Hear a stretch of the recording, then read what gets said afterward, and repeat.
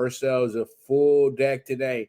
And up first, we have the first Monday Night Football game that was last night with the Eagles winning 25-11 in Tampa versus Bucs. Are they the best team in the NFL? That's a very serious question at this point because you have a team in the Philadelphia Eagles who are just absolutely picking up right where they left off at last year, having the most dominant defensive line and the most dominant offensive line. And the crazy part about it is the defensive line is actually very improved. They have probably a guy who will, I won't put him in the Hall of Fame yet because it's really early in his career.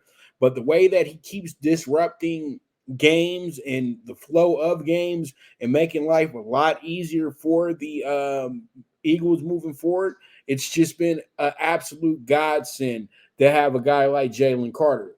He's an absolute monster. Yeah, last night you look at the stats, he only got one tackle.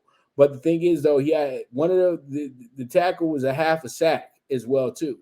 And he forced 2 fumbles last night as well. The guy is an absolute monster. He has a sack and a half on the season. You're not going to look for him to get a lot of tackles, but what happens is he disrupts things and he puts his body on the quarterback. And that makes things a lot easier moving forward for this team. And this team is really adamant about being better this year because they know that they didn't finish the job last year. And that's because they weren't good enough in the clutch situation to win that game. And they're trying to figure out how do we go ahead and hold on to double-digit leads and not lose double-digit leads against teams that are seen as some of the better teams in the league.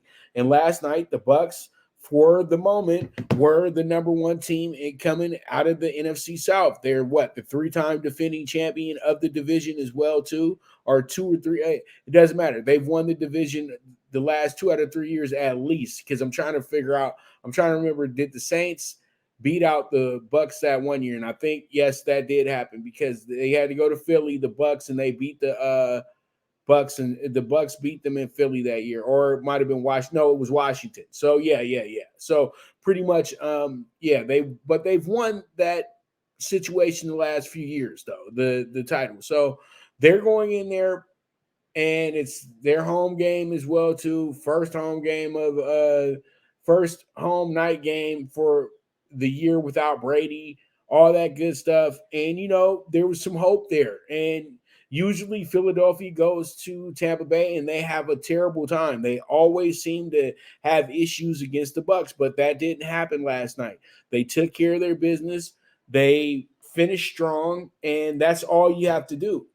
Pretty much point blank. With a team like the Eagles, you can keep everything very simple with this team. You don't have to overdo it, especially in a game against a team like the Bucs, who are kind of limited.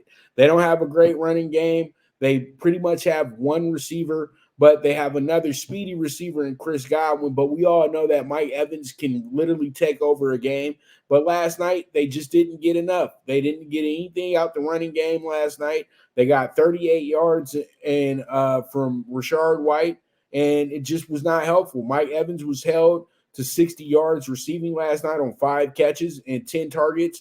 And Godwin, he had 3 catches for 32 yards last night. That was a lot of nothing. It just was a lot of empty stats last night.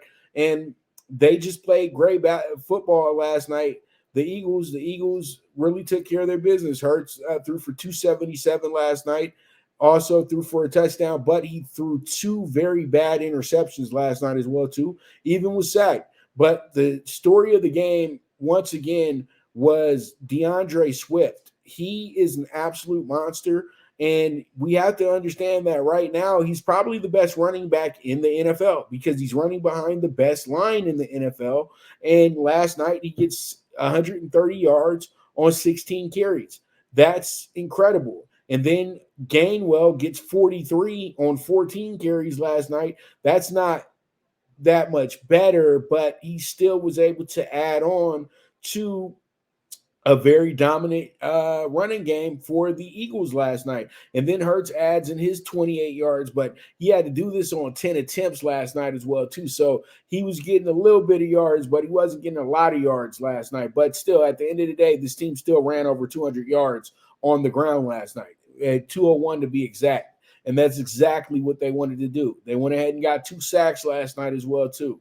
AJ Brown had himself a game to where he's not going to be yelling and screaming in everybody's ear Wednesday morning at practice. He got 9 catches, 131 yards, but Zacchaeus got the touchdown, and he probably was the more active guy last night with getting his 58 yards and 2 catches last night. And Devonta Smith was kind of held in check. 4 catches, 28 yards. He could have did a whole lot more, and I know he wanted to do a whole lot more. But you got to take what they give you, and it's that simple. So pretty much, great effort by the Eagles last night to win this game. Are they the best team in the NFL? To me, right now, yes, because they have it to where they're very good in the trenches, and that's exactly what you got to be. You have to be the dominant team on the inside. The guys that don't get all the accolades and all the newspaper clippings, those are the most important people on your team because they're the silent killers, and these boys are killing. So with that, we move on